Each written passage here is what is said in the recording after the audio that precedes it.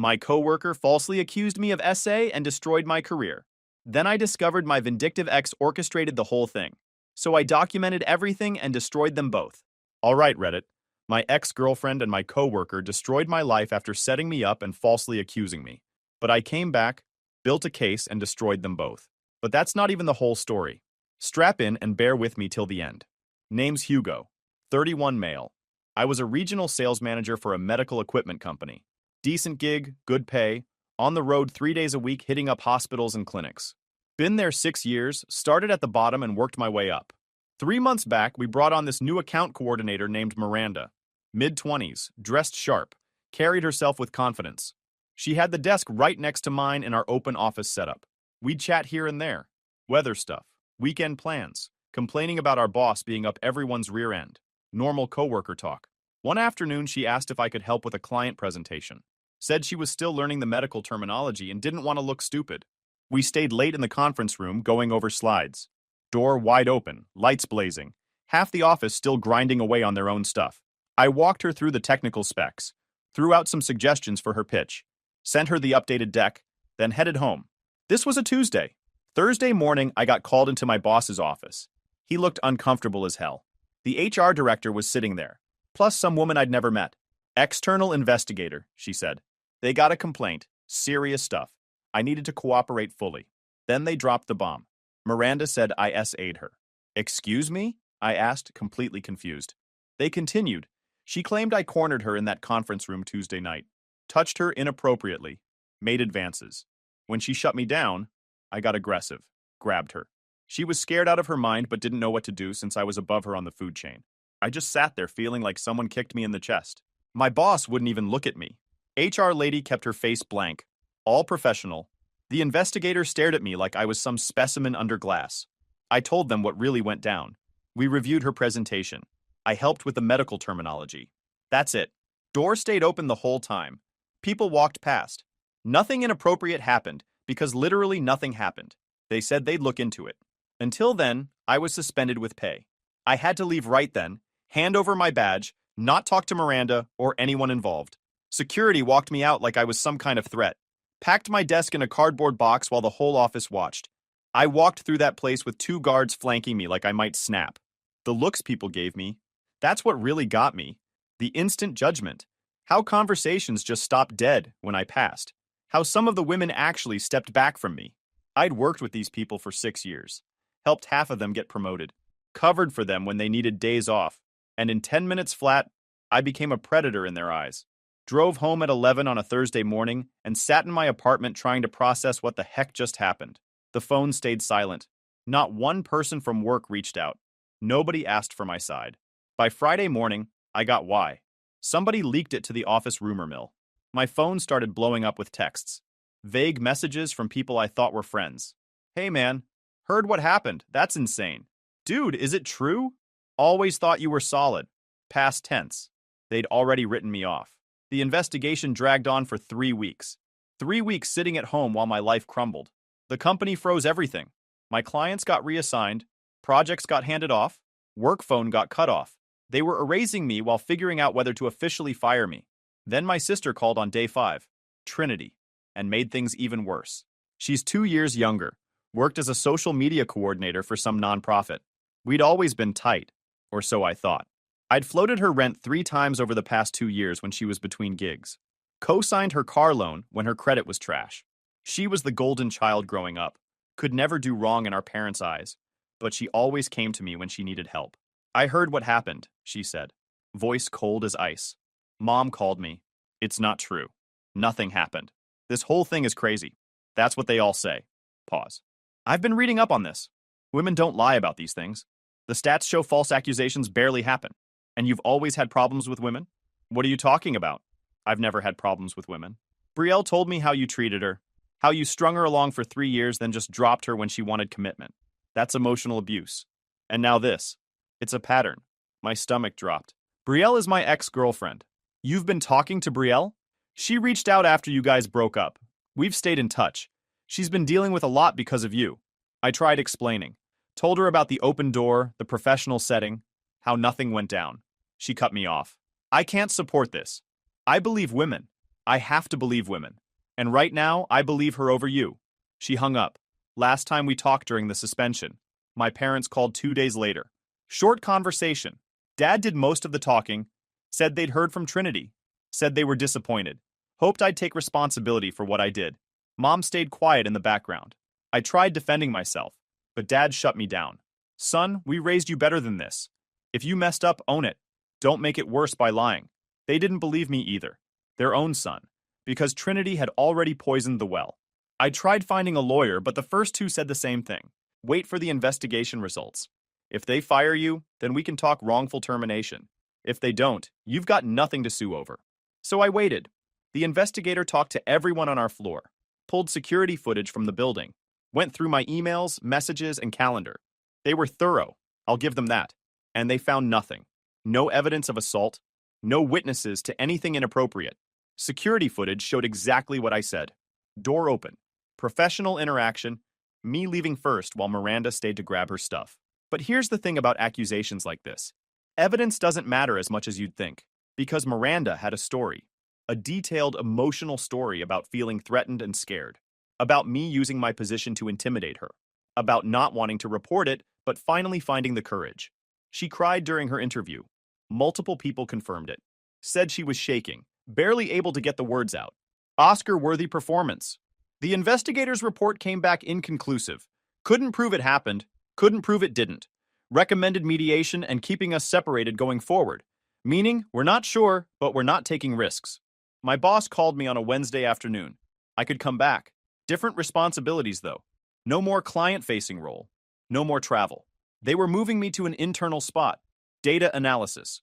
Coordinating between departments. Basically a desk job pushing spreadsheets around. Same pay grade technically, but everyone knew what it meant. Demotion. I took it because I needed the money. And what else could I do at the time? Savings were decent, but not great. I had rent, car payment, the usual bills. Couldn't afford to quit out of pride. So I went back.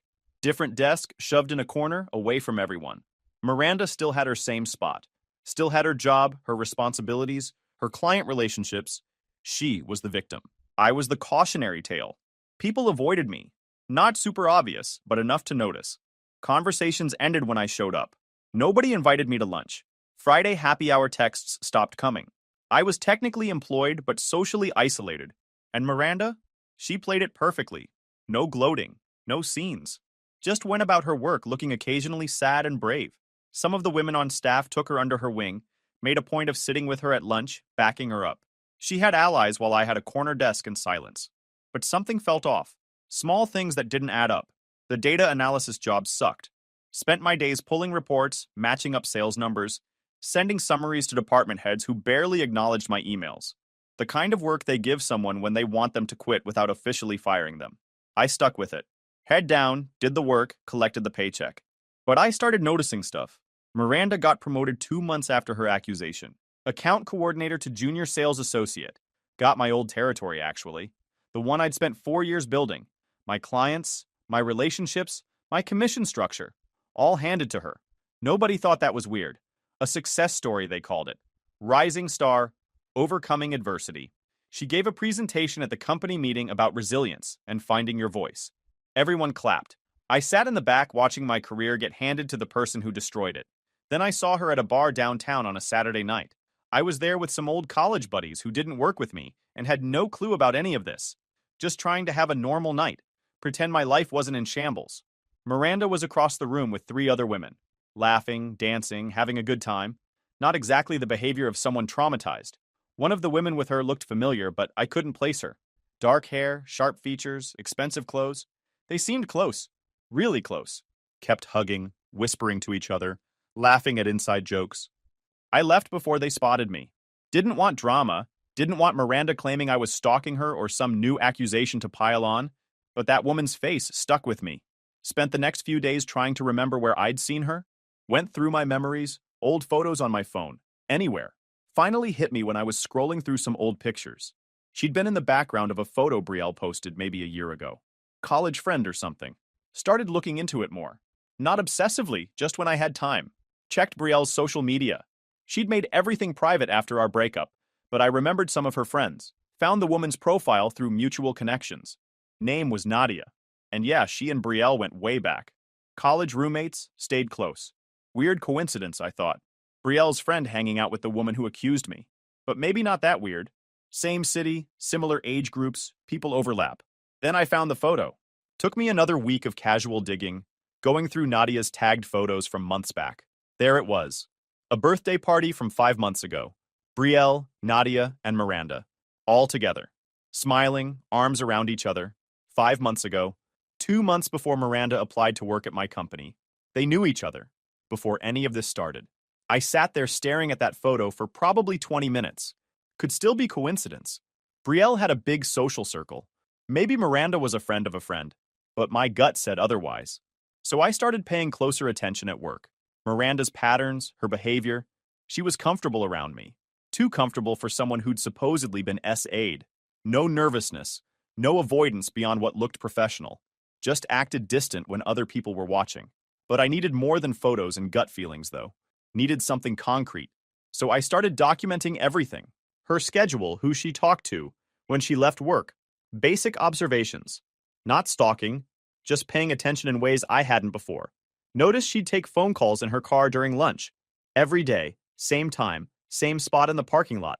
Couldn't hear what she was saying from my window, but she'd be out there for 30 minutes talking to someone. Started checking her expense reports too. I had access to them from my data analysis role. She was padding them. Not huge amounts, but consistent. Claiming dinners that seemed too expensive for the clients she was meeting. Adding miles to trips. Hotel rooms that cost more than standard rates. I'd done those same routes for years. Knew what everything cost. She was skimming maybe $1,500 a month. Small enough to avoid immediate red flags, large enough to add up. Kept documenting. Built a spreadsheet tracking her fraudulent expenses. Cross-referenced them with client meeting schedules and actual venue prices. Over 3 months, she'd stolen about $4,500 from the company. That was leverage if I needed it, but it still didn't explain the bigger picture. I needed to dig deeper without doing anything illegal or stupid. Had to be smart about it. Started with Miranda's background check. Companies keep those on file. Used my data access to pull hers. Something immediately stood out. Her previous employment reference was from a pharmaceutical sales company. I called them and said I was verifying employment for a potential opportunity. Basic stuff. They'd never heard of her. The company existed, but no Miranda called her in their records. Ever. Fake resume. She'd lied about her work history to get hired. Pulled our hiring records next. Her application came through an external recruiter. I called the recruiting firm, asked about their placement process, and said I was from HR doing an audit. They were confused. Said they'd never worked with our company. Had no record of placing anyone there. Interesting. Someone had faked the recruiting trail. Made it look like she came through legitimate channels when she hadn't. That took technical skills I didn't have. But maybe Nadia did. Checked her LinkedIn. She worked in IT security, network penetration testing, the exact skill set you'd need to hack into an applicant tracking system and insert fake applications. Started building a timeline. Fake resume, fake recruiter, Nadia's technical background, the photo proving they knew each other before Miranda got hired. It was circumstantial, but it was adding up. Brielle was harder to track. She didn't work for my company and hadn't been directly involved in the accusation, but she was connected to both women. And she had a motive. Our breakup hadn't been pretty. Went back through old emails and messages from when we were breaking up. She'd sent hundreds, begging me to reconsider, saying she'd do anything, accusing me of wasting her time. The messages got darker toward the end, saying I'd regret this, that I'd realize what I threw away, that karma would catch up. At the time, I'd written it off as a breakup drama. Now it felt like threats. Found her blog through an old bookmark. She'd sent me the link once when we were dating, wanted me to read her writing. Personal stuff, poetry, thoughts about relationships. I'd never paid much attention. Started reading through her recent posts, one from about 6 weeks after the accusation caught my eye. Title was When Justice Takes Time. Written like fiction, vague enough to have plausible deniability, but the details were specific. A woman whose partner wouldn't commit, who'd given years to someone who threw it away, how she'd found a way to make things right, how patience and planning paid off. She mentioned details only I'd recognize. The restaurant where we'd had our last anniversary dinner, a gift she'd given me, the way I'd phrased the breakup. It was basically a confession disguised as a story, and she'd posted it publicly. Screenshot everything, saved multiple copies, backed it up to cloud storage. Over the next month, I kept digging, found more connections between the three of them. Nadia had posted about a trip to our city around the time Miranda got hired. Nothing incriminating, but the dates matched up. Checked if Nadia had any financial changes. Her social media showed a lifestyle that didn't match her salary. Nice hotels, expensive restaurants, designer purchases. She was making maybe $70,000 a year according to industry standards. Not enough for what she was posting. Couldn't access her bank records, obviously. But the pattern was there. Built a binder. Organized everything by category. Timeline. Evidence of fake resume. Connections between the three women. Miranda's expense fraud. Brielle's blog posts. Nadia's technical skills. And suspicious lifestyle. Took me 4 months to put together. 4 months of careful research, documentation, and building an airtight case. Nothing illegal. Just public information, workplace records I had legitimate access to, and careful observation. When I finished, I had something solid. Not enough for criminal court, maybe, but enough to take to my company and show them they'd been played. The question was timing. One shot at this. If I went to HR and they didn't believe me, I'd be done. They'd see it as retaliation, desperation, conspiracy theories from a disgraced employee. I needed a lawyer first. Spent another month interviewing lawyers. Most wanted to wait, see if the company took adverse action, and build a wrongful termination case. That wasn't good enough. Didn't want to wait until I got fired. Wanted my career back now. Found one finally who got it. Mid-50s guy, 20 years of employment law experience, had handled false accusation cases before. He looked through my binder for 3 hours without saying much. When he finished, he leaned back. This is solid circumstantial evidence. Shows a pattern, proves connections, demonstrates possible motive, but we need something more direct. Like what? Communications between them. Emails, texts, messages, something where they discuss the plan. Without that, they can claim this is all coincidence. How do I get communications? Legally? You don't. That's their private property. But discovery in a lawsuit might get us there. The problem is, we need enough to justify filing the lawsuit first. So I stayed patient and kept digging. Watched and waited for a mistake. Took 2 more months, but it came in the end. Miranda got sloppy. Started using her work email for personal stuff. Not unusual, lots of people did it. But she was using it to coordinate with someone. Couldn't see who. But I could see the pattern. Every Tuesday and Thursday, she'd spend her lunch hour in her car, typing on her phone for 30 minutes straight. Then she'd come back. She was talking to someone regularly. Then she finally screwed up. Left her laptop open at her desk when she went to the bathroom. The screen was still on, email visible. I was walking past to get to the break room. Just glanced at her screen as I passed. Saw an email from a personal account I didn't recognize. Subject line, Tuesday update. Kept walking. Didn't stop, didn't stare, didn't do anything obvious. But I'd seen enough. She was coordinating with someone through email.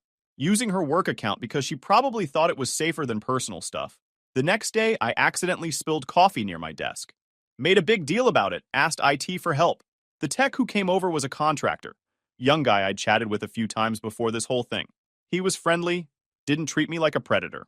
While he was cleaning my keyboard, I mentioned I'd been having email issues. Weird delays, messages not sending.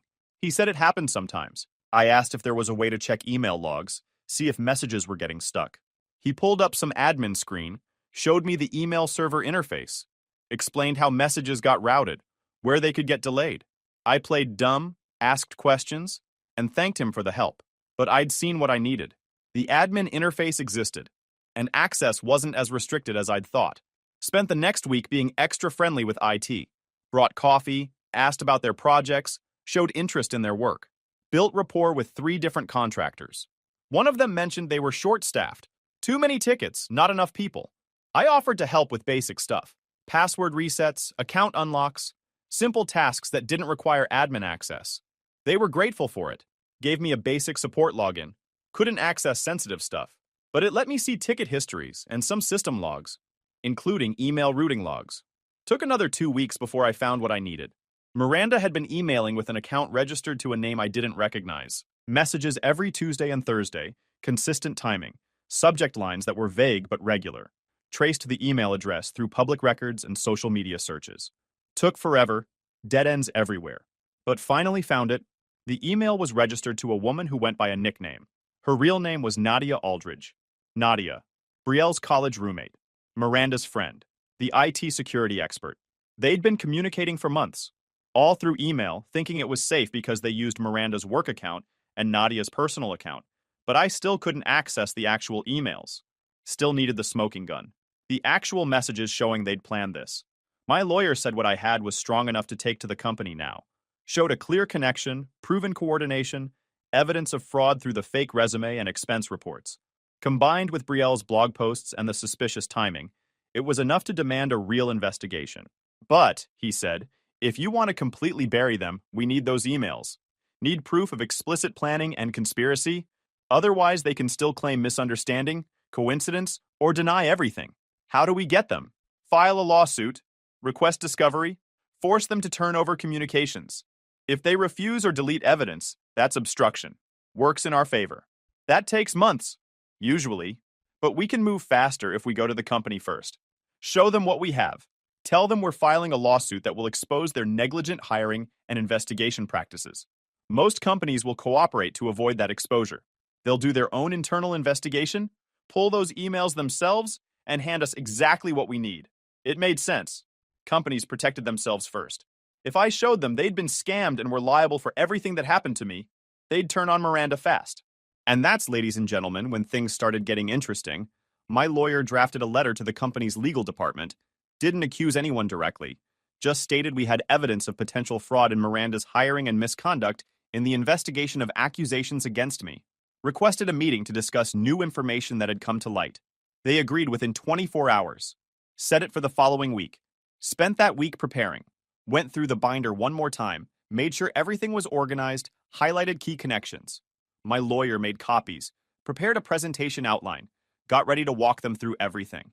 Day of the meeting, wore my best suit. Same one I'd worn to client presentations before all this went down. Walked into that conference room like I owned it. The company's general counsel was there. Head of HR, my boss, and the external investigator who'd handled the original case. They looked cautious but not worried. Probably thought I was angling for a settlement, some severance to go away quietly. My lawyer opened his briefcase, pulled out the binder, slid it across the table. We've uncovered evidence that the accusations against my client were part of a coordinated fraud scheme. Before you respond, I'd suggest reviewing the documentation we've compiled. The general counsel picked it up, started reading. His expression shifted as he went through pages. This shows that Ms. Calder knew the client's ex-girlfriend before she was hired. Correct. They were friends at least 5 months prior to her application. Ms. Calder's resume contains false information about her previous employment. The company she claimed to work for has no record of her. Additionally, the recruiter she supposedly came through has no record of placing her with your company. The HR director grabbed the binder, started reading the section on Nadia Aldridge. Her face went pale. You're saying someone hacked our applicant tracking system? We're saying someone with the technical expertise to do so was closely connected to both Ms. Calder and the ex-girlfriend. That same person was in this city during the relevant time frame. And we have evidence of ongoing communication between Ms. Calder and this person through company email systems. Left out that I couldn't actually access those emails yet, but didn't need to. They could. General counsel closed the binder. What exactly are you asking for? Full reinstatement to his previous position, back compensation for lost commissions and role differential, formal correction of his employment record, and cooperation in pursuing both civil and criminal action against Ms. Calder for fraud, false accusations, and theft. We've also documented expense report fraud totaling approximately $4,500 over 3 months. And if we don't agree, then we file a civil lawsuit for wrongful termination, defamation, and negligent investigation. We'll also notify your clients about how this was handled, and we'll be filing criminal complaints with the district attorney's office regardless. But having your cooperation makes everything easier. The room went dead silent. Could see them calculating. The general counsel looked at the HR director. We need to verify this. Take all the time you need. We have copies of everything. We'll need access to our email systems, hire a forensic investigator to check the applicant tracking system, and interview Ms. Calder again under these new circumstances. Understood. We'll give you 1 week. After that, we're filing. 3 days. My lawyer nodded. 3 days. We left. This time, I was walking out knowing I'd just dropped a bomb that would blow up everything they thought they knew. My lawyer called me the next afternoon. They're moving fast! Already pulled Miranda's email records. Found the communications with Nadia. They're bringing in a forensic team to check the applicant tracking system. This is happening. Beautiful. 3 days later, my lawyer's phone rang. It was the general counsel. They wanted to meet again. The second meeting had more people. General counsel, HR director, my boss, the external investigator, and 2 people I didn't recognize. Company's cybersecurity consultant and their outside employment attorney. The general counsel looked tired. We've completed our internal investigation based on the information you provided. Our findings are deeply concerning. He slid a folder across the table. My lawyer opened it. Ms. Calder's employment history was falsified. The company she listed has no record of her employment. Our forensic investigation found evidence of unauthorized access to our applicant tracking system from an external IP address during the time frame you specified. The access point used sophisticated techniques to bypass our security protocols and insert Ms. Calder's application directly into our review queue. Additionally, we've recovered email communications between Ms. Calder and Nadia Aldridge spanning several months. The content of these emails suggests ongoing coordination regarding Ms. Cater's employment here and the subsequent accusations against your client. My lawyer stayed quiet. Let them talk. We've also confirmed the expense report fraud your client documented. Ms. Calder submitted falsified reports totaling $4,500 over 3 months. What's your proposal? My lawyer asked. We're prepared to offer full reinstatement to his original position, effective immediately. Back compensation for lost commissions and role differential for the past 6 months. Formal correction and sealing of his employment record regarding the accusations. Written apology letter for the file. And our full cooperation in pursuing any civil or criminal action against Ms. Calder's, Ms. Aldridge, and any other parties involved. What about Ms. Calder's employment? She was terminated this morning for cause. Falsified employment records, theft, and violation of company ethics policies. We've also filed a report with local law enforcement regarding the theft and providing false information during the investigation. My lawyer glanced at me. This was more than we'd expected. They were cutting Miranda loose and covering themselves by cooperating fully. We'll agree to those terms with 2 additional conditions, my lawyer said. First, a company-wide communication, clarifying that the accusations against my client were false and part of a coordinated fraud scheme. Second, no retaliation or adverse action if he chooses to pursue separate legal action. The general counsel nodded. Agreed. They had documents ready. Reinstatement papers, correction notices, a formal letter acknowledging their investigation's flaws. All prepared in advance. They knew we had them. Signed everything. Walked out with my career back. My reputation restored. And the company's full weight behind me in going after everyone involved. The next day, company sent an all-staff email. Professional language, but the message was clear. Previous accusations against me were false. Part of a coordinated fraud scheme. I'd been fully cleared and reinstated. Miranda had been terminated. My phone started buzzing immediately. Texts, calls, messages. Some were genuine apologies. Most were people covering themselves. Didn't matter much to me either way. The ones who'd mattered had stayed silent when it counted. But I was back. My desk, my territory, my position. The legal process took longer. My lawyer filed civil suits against all 3. Criminal charges came through the district attorney's office. Miranda faced charges for filing a false police report, fraud, and theft. Nadia got hit with federal computer fraud charges. Brielle's criminal charges were lighter. Conspiracy and making false statements to investigators. All 3 hired lawyers. All 3 tried claiming misunderstandings, mistakes, or outright denial. Evidence said otherwise. Miranda's lawyer tried arguing she'd been manipulated by Brielle, that she was a victim too. My lawyer showed the emails where Miranda actively participated, suggested tactics, and celebrated my suspension. Killed that defense fast. Nadia claimed she never hacked anything.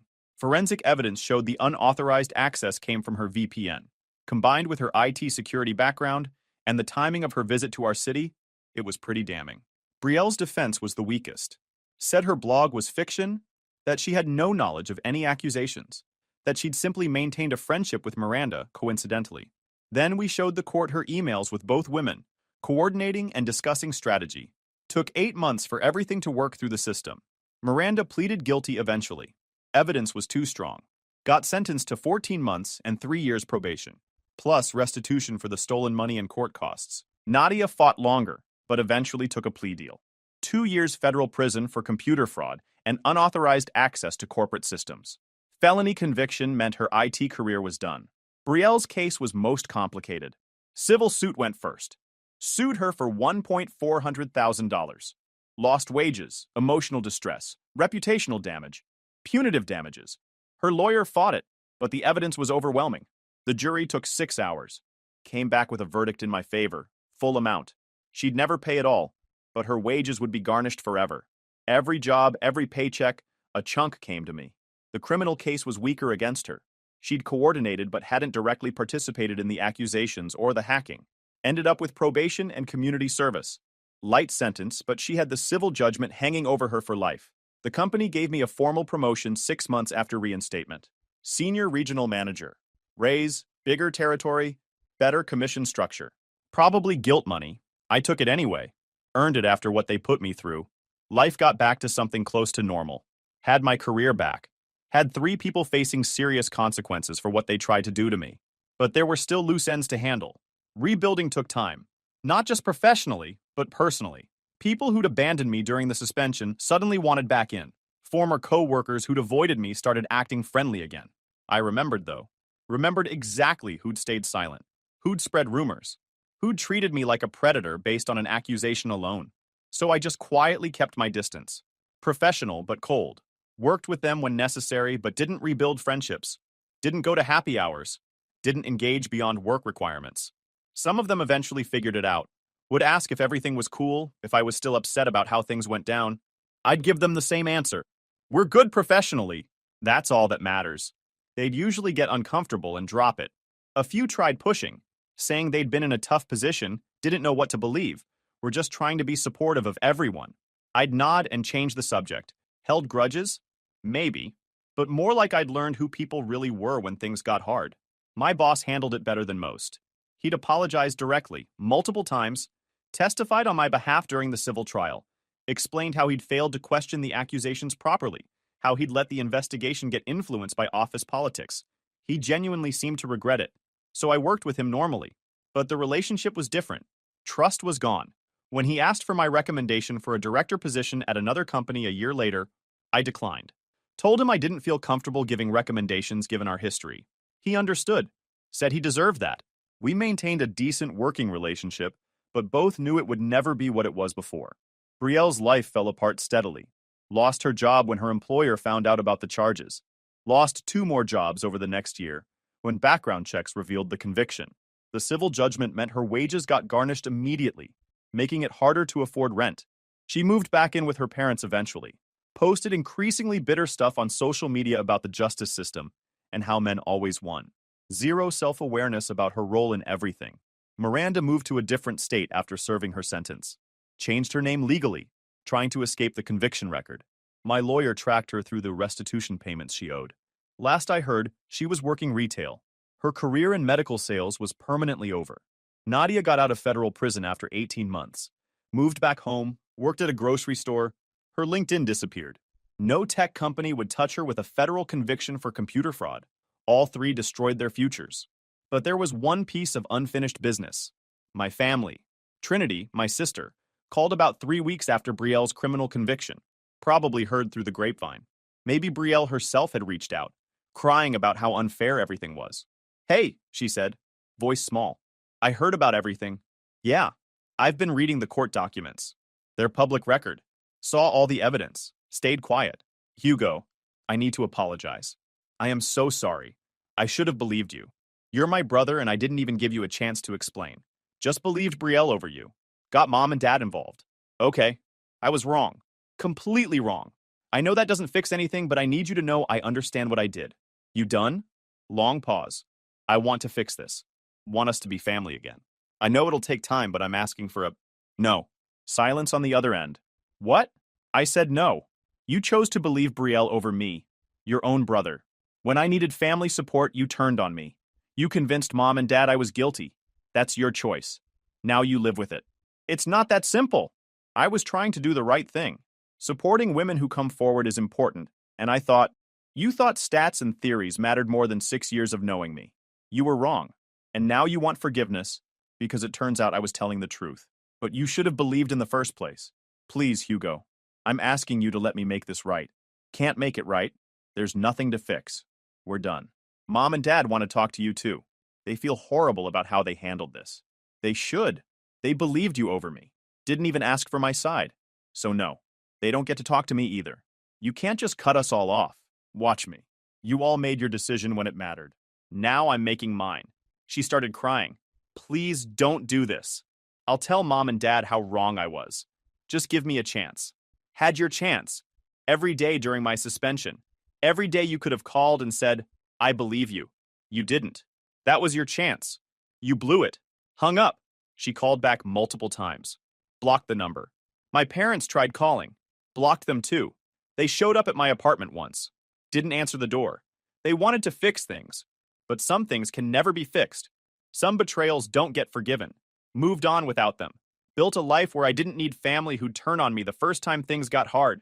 My career was back on track. Had real friends now. The ones who mattered. People told me I should forgive my family. That holding grudges wasn't healthy. That they'd made a mistake but meant well. Those people didn't watch their own sibling actively work to destroy them. Didn't hear their parents say they were disappointed in a son who'd done nothing wrong. Didn't sit through 3 months of hell while their family believed lies. So no, I didn't forgive them. And that's the story, Reddit. 3 people conspired to destroy my career. My own family turned against me.